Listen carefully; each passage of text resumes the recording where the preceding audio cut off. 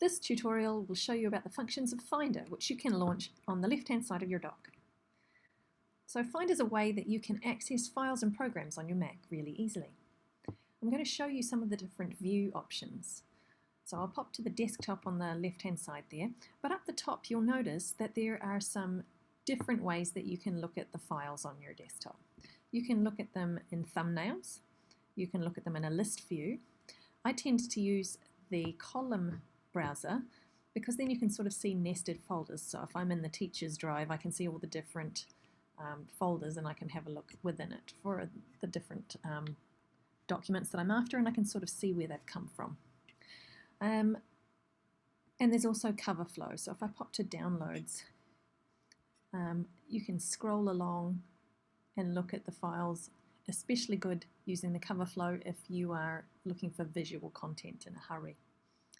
So those are the different ways that you can view the content. Like I said, my typical favorite one is to use the column view. Another tool that I like to use is this one here, and it's the way that you can arrange the files on your desktop or on your downloads or wherever. I usually choose date added so I can see my downloads when I've just downloaded things, so I can see the downloads I did today appear there, but I could also do it by name, by kind, by date created, whatever suits you best. There are also tools in this menu here where you can create new folders and so on. So that's one of the different options that you can use on your Finder. Finder is also a great place to search. So if I was looking for a presentation that I've done called presentation, helps if you spell it right, I can either search the entire Mac, I can search my desktop, or I can search this shared. So I can find it really quickly by using the search function.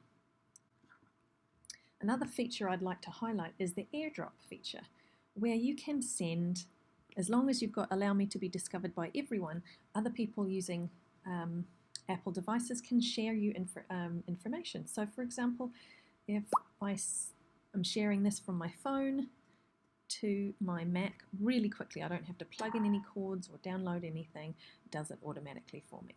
So airdrop is a great feature if you're collecting work from students, or if you want to share things between digital devices that are Apple based. I hope that helps you with some of the features of Finder.